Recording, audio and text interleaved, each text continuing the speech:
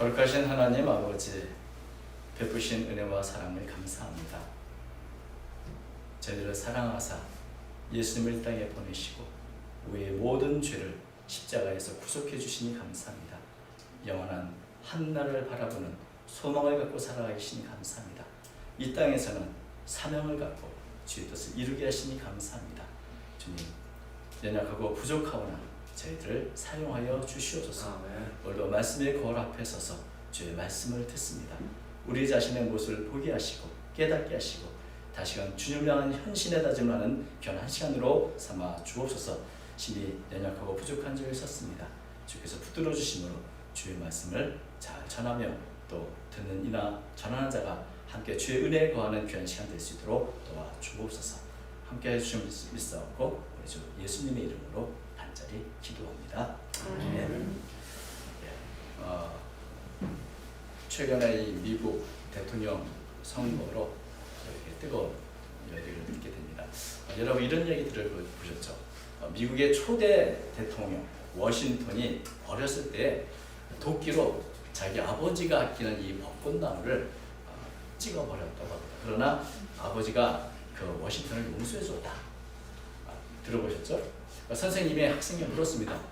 워싱턴 아버지가 왜 워싱턴을 용서해줬을까요? 그랬더니 한 학생이 대답했습니다. 아직도 워싱턴 손에는 도끼가 있었기 때문입니다. 정답은 뭐죠? 정직하게 말했기 때문입니다. 그래서 이 이야기는 뭐 사실 여부를 떠나서 정직함이 중요하다는 것을 보여주는 그런 이야기도 하죠. 또 정직함을 말해주는 이 도끼 이야기가 또 있습니다. 우리 잘 아시는 금도끼, 은도끼. 이것은 본래 이솝우어에서 나왔다고 합니다. 그죠? 우리가 아는 것처럼 나무꾼이 나무를 베다가 도끼 머리가 빠졌는데 연못에 산신이 나와서 뭐라고 묻습니까? 이 도끼가 네 도끼냐? 그랬더니 나무꾼이 금도끼도 아니고 은도끼도 아니고 쇠도끼가 네 도끼다. 이렇게 정직하게 말해서 금도끼, 은도끼를 다 가지고 이렇게 갔다는. 그래서 언제나 금과 은에 유혹받지 말고 정직해달라는 교훈 중에 이런 동화 이야기가 있습니다. 오늘 본문을 보면 이 도끼 이야기가 나옵니다. 뭐 금도끼, 은도끼하고 굉장히 유사한 그런 내용입니다. 나무를 베다가 도끼 머리가 물에 빠져버렸다. 참 난감한 일이죠. 이 사건은 어떤 동화와 다르게 역사적인 사건이라고 저는 믿습니다. 이 사건은 엘리사 시대에 일어났다고 성경은 말해주고 있는데 엘리사는 엘리야의 계승자입니다. 엘리야 또 엘리사 이들이 사역했던 시대는 북이스라엘 왕국에서도 가장 영적으로 암울했던 시대였습니다. 우리가 아는 것처럼 엘리야는 아합의 시대에 사역을 했고 또 엘리사 역시 아합의 아들인 여호람 시대에 사역을 했던 사람입니다. 영적으로 어둡고 핍박을 받고 또 우리가 아는 것처럼 아합의 부인인 이세벨은 엘리사 시대도 여전히 살아있어서 믿는 자들 핍박하고 죽였다. 그런 시대였습니다. 그러나 엘리야 또 엘리사는 이런 시대에 학교를 세워서 믿음의 사람들을 배출하고 선제를 배양해서 말씀으로 올바로 서도록 이렇게 했던 그런 사역을 했습니다. 우리가 이 엘리야가 했던 수많은 기적들을 기억하지만 정말 중요한 사역 중에 하나는 후대를 위해서 학교를 세워서 선지자를 배양했다는 것이 배출했다는 것이고 또 이 사역은 엘리사에도 그대로 전승돼서 엘리사 시대에도 선지자 학교가 우리가 아는 것처럼 뭐 여리고 길갈 베델 이런 곳에 세워져 있던 것이죠. 이렇게 참 믿음의 사람들이 핍박을 당하고 영적으로 어둡고 살기가 힘든 그런 시대이지만 내가 그래도 하나님의 말씀을 배우고 말씀대로 살겠다, 말씀을 전하겠다 이런 학생들이 그래도 자꾸 늘어만 갔습니다. 그래서 오늘 본문 보니까 이 학교의 거주지가 협소하다 이런 불만이 나오게 됩니다. 우리가 뭐 신학교 하면은 뭐 아침에 갔다 저녁에 오는 거 아니야라고 할지 모르지만 뭐 중국도 그렇고 이 당시도 그렇고 합숙훈련 공동체 생활을 함께하면서 배우는 것이죠. 그러니 생활 공간, 교육 공간 굉장히 협소할 수밖에 없는 것이 사실인 것입니다. 그러니까 제자들은 우리가 이 나무가 많은 요단에 가서 제목들을 이렇게 배워다가 확장해서 건물을 짓자 이렇게 계획을 세웠고 엘리사는 그 계획에 동의했습니다. 가라, 그렇게 하라. 그랬더니 한 학생이 말하죠. 엘리사님도 같이 가시죠. 사실 엘리사가 나무를 베거나 집을 세울 때 같이 갈 이유는 없습니다. 그냥 제자들 스스로 할 수 있는 일이죠. 그럼에도 불구하고 이 제자들은 나무를 베거나 건축하는 모든 일에 우리의 선생님이 함께 하시면 좋지 않을까. 참 이거 보면 이 제자와 스승의 사이가 굉장히 좋다는 걸 보게 됩니다. 그런데 우리가 교육이라는 것이 교실에서만 이루어지는 것은 아닙니다. 선생님과 함께하는 그 모든 시간들이 교육의 시간이 되는 것이죠. 공자님도 그러셨고 예수님도 그러셨고 함께하면서 보는 것을 물으면 그것을 대답해주고 또 제자들은 선생님의 말, 선생님의 태도 이런 것들을 보면서 많은 것들을 배울 수 있기 때문에 어떤 면에서는 선생님과 함께하는 그때 모든 세상의 것들이 다 교과서가 되고 세상의 모든 것들이 다 교육의 대상이 될 수 있는 것이고 정말 살아있는 교육을 할 수 있는 것입니다. 저도 생각나는 선생님 중에 한 분이 등산을 좋아하셨는데 꼭 학생들을 데리고 와서 등산하며 묻고 대답하는 그것이 굉장히 참 좋았다는 그런 기억이 있습니다. 이렇게 엘리사와 그의 제자는 좋은 관계에서 함께하며 이 나무를 베고 건축을 하는 것까지도 이렇게 함께 했던 것을 우리가 보게 되는 것이죠. 그런데 이 제자 중에 한 사람이 아마도 이 도끼질이 서툴렀는지 모릅니다만은 이 나무를 베다가 도끼머리가 강물에 빠져버렸습니다. 이 도끼질 여러분 해보셨습니까?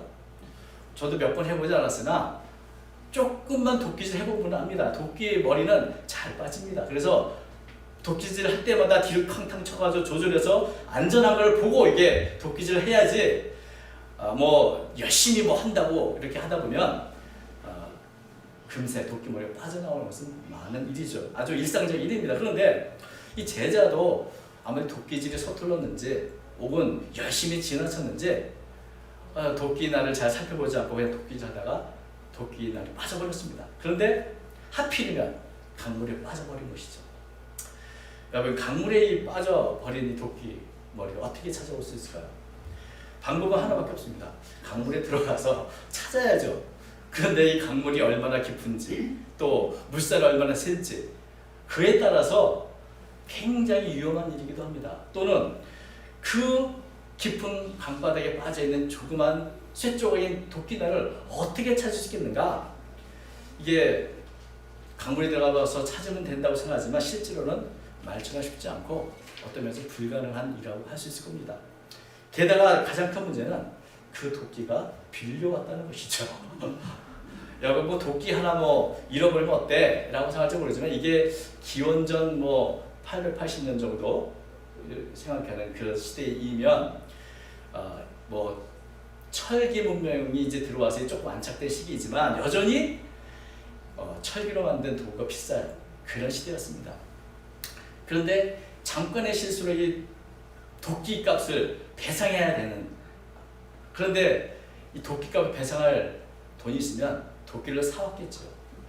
살 돈이 없으니 억지로 이웃에게 빌려왔는데 그것도 빠뜨렸으니 어떻게 하면 좋겠는가? 도끼질도 제대로 못하고 도끼를 살 돈도 없는데 그래도 학교 짓겠다고 이렇게 와서 이 어렵게 빌린 도끼날을 강물에 빠져버렸으니 그걸 어떻게 배상하면 좋을까? 그것은 빌려온 것이었습니다. 이 제자의 이 한탄은 굉장히 참 절망적인 한탄이죠. 참 이게 어떤 면에서 은도끼도 아니고 금도끼도 아니고 쇠도끼인데 돈만 있으면 갚으면 문제가 없습니다. 그런데 여러분 돈 있는 사람에게는 별것 아닌 일들이 돈 없는 사람들에게는 아주 큰 문제가 되고 치명적인 문제가 될 때가 참 많이 있습니다. 더구나 이 생업을 버리고 하나님의 말씀을 배우겠다 온 이 선지자 동산에서 도끼날을 잃어버려서 이제 이 큰 빚을 진 것을 생각하면 물에 빠진 것은 쇠도끼이지만 그 도끼질을 한 실수를 했던 이 제자의 마음도 같이 그 강물에 빠져서 깊이 빠져 있는 것 다름이 없는 것이죠. 그래서 그 절망 속에서 그건 참 빌려온 것인데 라고 하는 그런 한탄을 하게 됩니다. 여러분, 이런 한탄을 듣고 엘리사는 어떤 생각을 했겠습니까? 보니까 엘리사가 묻습니다. 도끼가 어디 빠졌느냐? 여러분, 저 같으면 그 참 도끼 좀 잘하지. 그거 하나 제대로 이렇게 좀 할 줄 몰라가지고 그걸 빠뜨리냐라고 뭐 꾸짖을 수도 있고 탓할 수도 있을 법도 한데, 엘리사는 이미 알고 있습니다. 뭐 도끼질 한번 제대로 못한 사람들인데 뭐 연약함, 제재 부족함, 이 서투름 다 알죠. 그들은 전문가들이 아닌 것을 알고 있습니다. 그저 선한 뜻으로 하다가 이런 일이 생겼구나. 문제는 뭐 누구를 탓하는 게 아니라 어떻게 이 문제를 해결할까 하는 것이죠. 그런데 이 문제를 해결하기 위해서 나온 이 엘리사의 이름이 바뀝니다. 호칭이 바뀝니다. 6절 보니까 뭐라고 말합니까? 하나님의 사람이 이르되 어디 빠졌느냐 하매 그것을 보이는지라. 이게 하나님의 사람으로 바뀌죠. 이 평범한 스승이 아니라 엘리사는 이제 정말 인간적인 방법으로 어쩔 수 없어 그때 스승이기 때문이 아니라 하나님의 사람으로, 하나님의 능력과 사랑을 결의하는 사람으로 이 제자 앞에 선 것입니다. 그리고 묻습니다. 어디 빠졌느냐? 여러분, 이 하나님의 뭐 능력, 뭐 은혜 이런 것을 대변하면 그런 거 묻지 않아도 알 것 같은데 왜 물었을까요? 예수님이라면 묻지 않으셨을 겁니다. 그분은 전지전능하시니까. 그러나 엘리사는 전지전능한 하나님이 아니고 그저 하나님을 하는 인간에 불과하니 어디 있냐 알 수가 없는 것이죠. 제자에게 물었더니 여기라고 이제 알려줍니다. 근데 이 엘리사는 이 제자가 알려준 것을 어떻게 합니까? 나뭇가지를 베어서 물에 던지니 새 도끼가 떠올랐다, 이렇게 말하고 있습니다. 이 엘리사가 도대체 어떤 나뭇가지를 던졌길래 새 도끼가 떠오른 거야? 도대체 이 나뭇가지가 무슨 작용을 한 거지? 이 도대체 나뭇가지하고 쇠하고 무슨 관계가 있는 거야? 라고 하는 것을 우리는 알고 싶은데 그런 언급이 전혀 없습니다. 나뭇가지를 물에 던졌더니 쇠도끼가 그 밑바닥에서 떠올랐다. 그리고 엘리사는 이 쇠도끼를 가지라고, 취하라고 이렇게 말하는 것으로 나옵니다. 왜 나뭇가지를 빠뜨렸는데 무거운 도끼에 떠오르는지 우리는 알 수 방법이 없습니다. 그런데 성경을 보면 엘리사가 이 기적을 일으킬 때 어떨 때는 이 열왕기하 2장 21절이죠. 소금을 사용해가지고 소금을 뿌려서 먹으면 죽는 이 죽은 물을 새롭게 생수로 만드는 기적을 베풀기도 하고, 또 열왕기하 4장 41절 보면 가루를 이용해가지고 이 독을 없애는 일을 하기도 합니다. 그러니까 다시 말하면 참 엘리사가 기적일 때 여러 가지 도구들 사용한다는, 나뭇가지, 이번 나뭇가지를 이렇게 사용했는데 여러 가지 도구를 사용한다는 겁니다. 하나님의 역사에는 어떤 면에서는 다양한 도구들이 사용됩니다. 웨스트민스터 신앙 고백 이 섭리편에 보면 이런 고백이 있습니다. 5장 3절이죠. 하나님은 그의 일반적 섭리에서는 여러 수단을 사용하신다. 그렇지만 그는 그 수단들을 없이 또 그것들에 초월해서 때로는 그것을 역행해서 그의 기쁘신 뜻대로 자유롭게 역사하신다. 무슨 말입니까? 하나님은 수단에 얽매이지 않는다.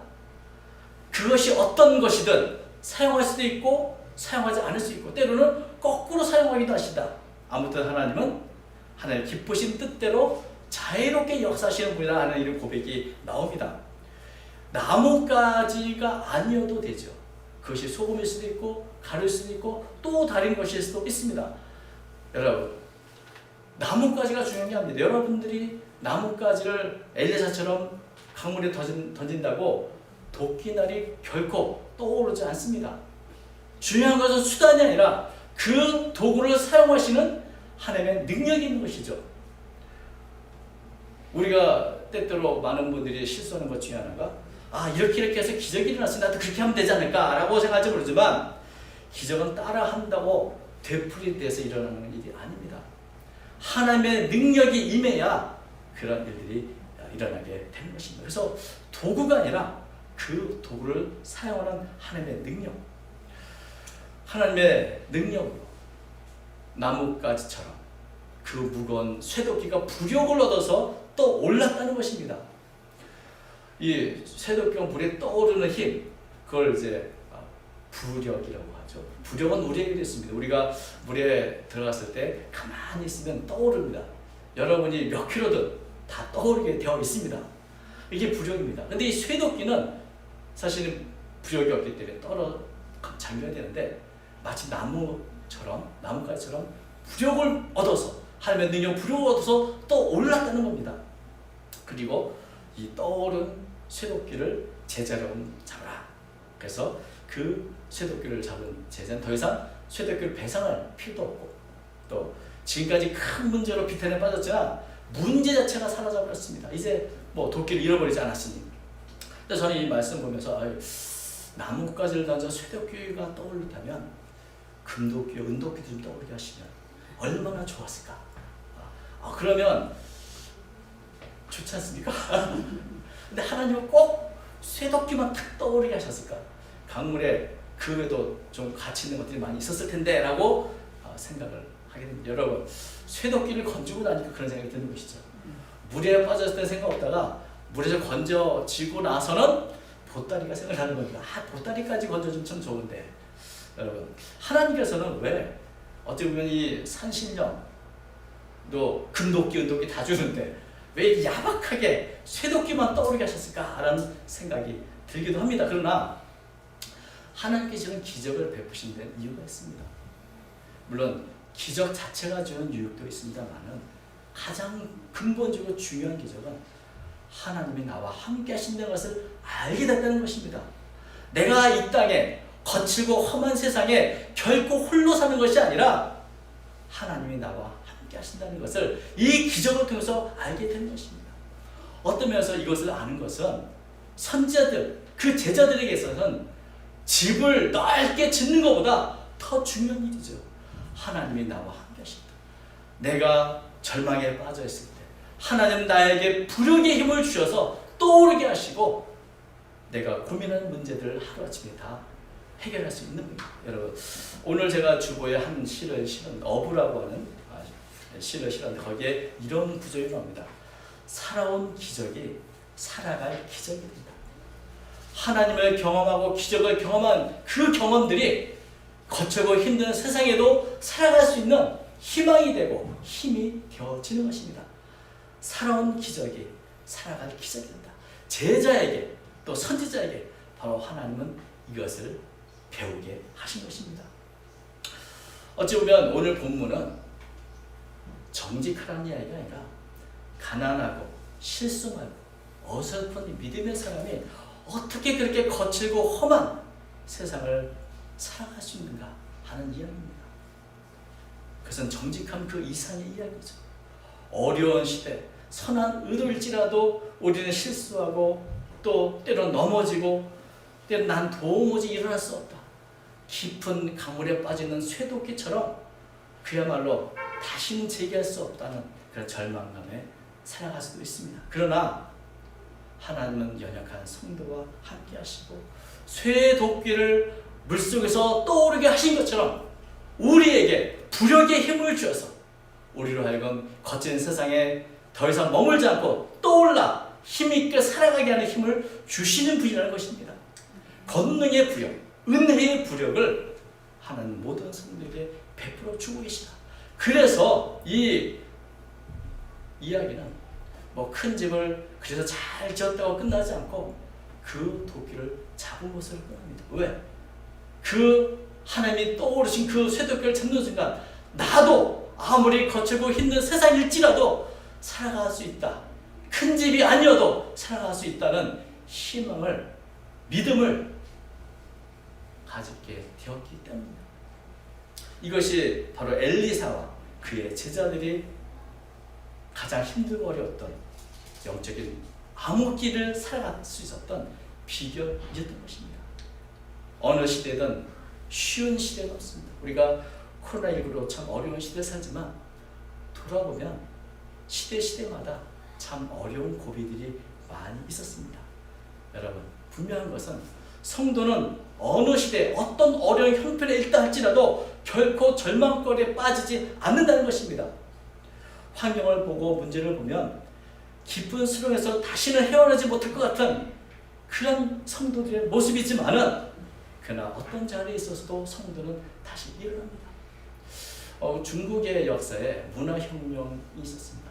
예전에 어떤 목사님이 제가 선교사로 오래 있으니 문화혁명이 혹시 기독교 신앙에 끼친 영향이 없는가?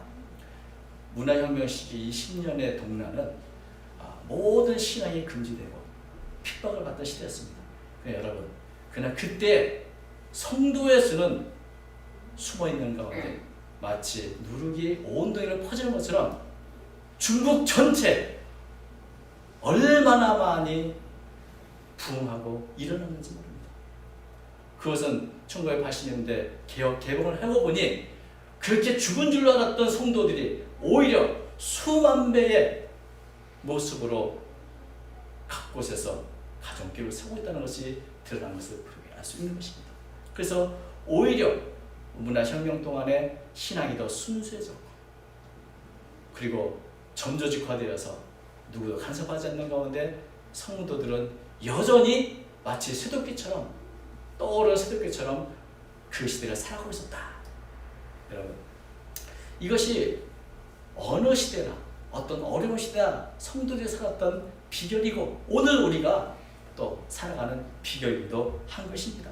오늘 그저 빌려온 도끼를 빠뜨렸다가 다시 되찾았다는 사실은 굉장히 사소한 기적이지만 사실 이것은 완전한 회복을 보여주는 문제 자체가 사라지는 완전한 회복을 보여주는 그런 상징적인 기적이기도 합니다. 그래서 초대교회 교부들은 이 사건을 이것은 하나의 상징으로 이렇게 해석했습니다. 어떻게 죄악으로 가득 찬 죽음의 신인에 빠지는 주인들이 십자가의 저주의 나무 통해서 그 자리에서 죽음에 떠올라 회복되는 그런 하나의 상징이다라고 하는 해석을 하기도 했던 것입니다. 여러분, 사실 이 구조 굉장히 상징적이지 않습니까? 나뭇가지를 던졌더니 깊은 쇠덩이가 불효고로도 이렇게 떠올랐다. 가난하고 실수 많고 어설픈 이 제자, 도무지 이 거친 세상에 살아남을 것 같지 않은 이 제자가 살아남았던 비결은 바로 이런 하나님의 부력의 은혜, 은혜의 부력에 있는 것입니다. 이 가난하고 실수 많고 어설픈 제자는 어떤 면에서는 오늘 우리들의 자화상이기도 합니다. 우리도 어려운 시대에 살고 있고 때로는 수렁에 빠진 것도 같고 때로는 내 실수로 인해서 일어난 일로 인해 우리는 큰 절망적인 상황에 빠지기도 하고 내 힘으로는 도저히 헤어날 수 없는 문제 속에서 절망할 수밖에 없는 그런 모습을 보게 됩니다. 그러나 여러분, 내 힘이 아니라 나도 모르는 힘에 의해서 우리는 절망하지 않게 되고 다시 일어나게 되고 거친 세상을 살아갈 힘을 얻게 됩니다. 이것은 나로부터 온 것이 아니라 하나님이 쇠도끼에 줬던 부력과 같이 내게 주신 은혜의 부력을 통해서인 것입니다. 이것이 아무리 악한 시대, 아무리 힘든 시대에서도 성도가 살아남았던 비결이요 지금도 일어나고 있는 기적인 것입니다. 어떤 학생이 예전에 시험교사였을 때 물어본 적이 있습니다. 혹시 기적을 경험해 본 적 있습니까? 그랬더니 우리 집사람이 매일매일이 기적이지 라고 이렇게 대답을 하더라고요. 참 사는 게 매일매일 사는 게 기적입니다. 여러분, 이렇게 지금까지 돌아보면 기적 같은 삶이 바로 앞으로 우리가 아무리 어려운 시대와 환경과 문제를 만나도 살아갈 힘이 되고 기적이 되는 것입니다. 만일 우리 성도들 우리 자신의 힘만으로 의지하고 살아간다면 넘어지고 엎어져서 저 깊은 심해에 빠진 쇠도끼처럼 침륜에 빠질 수밖에 없지만 하나님의 권능의 부력, 의리의 부력이 우리에게 있기 때문에 우리는 어려운 환경에서도 이렇게 고백할 수 있습니다. 요한일서 5장 4절 무릇 하나님께로부터 난 자마다 세상을 이기느니라. 세상을 이기는 승리는 이것이니 우리의 믿음이니라. 하나님의 은혜라. 하나님의 권능이다. 그 권능과 은혜가 나와 함께한다. 이런 고백으로 우리는 또다시 일어서서 우리의 삶을 끝까지 살아갈 수 있게 되는 것입니다. 우리는 예수 그리스도의 십자가를 통해 얻은 은혜의 부력으로 힘입어서 날마다 살아가고 있습니다. 늘 이것을 기억하면서 언제나 나와 함께 하시고 내가 당하는 모든 문제마다 간섭하기를 원하시는 하나님을 바라보며 오늘도 거친 세상에서 승리의 삶을 살아가는 저 여러분 되시길 주 이름으로 축원합니다. 아멘. 거룩하신 하나님 아버지, 돌아보면 하나님의 은혜가 아닌 것 없고 하나님의 기적이 아닌 것이 없음을 고백합니다. 우리의 생명이 주님으로부터 나온 기적이었고 우리의 죄사함이 우리의 소망이 주께서 주신 기적이었습니다. 예수 그리스도의 십자가를 통해서 은혜의 부력을 얻었사오니 거친 세상에 더 이상 절망하거나 낙담하지 아니하고 물에 떠올라 힘있게 주의를 감당하는 제 모두가 될 수 있도록 도와주옵소서. 언제나 주님을 바라보는 가운데 힘을 얻게 하시고 소망을 가질 수 있도록 도와주옵소서. 오늘도 주님을 바라봅니다. 주의 은혜와 우리 모든 사랑하는 성도들과 함께 주옵소서. 우리 주 예수님의 이름으로 간절히 기도하옵나이다. 아멘.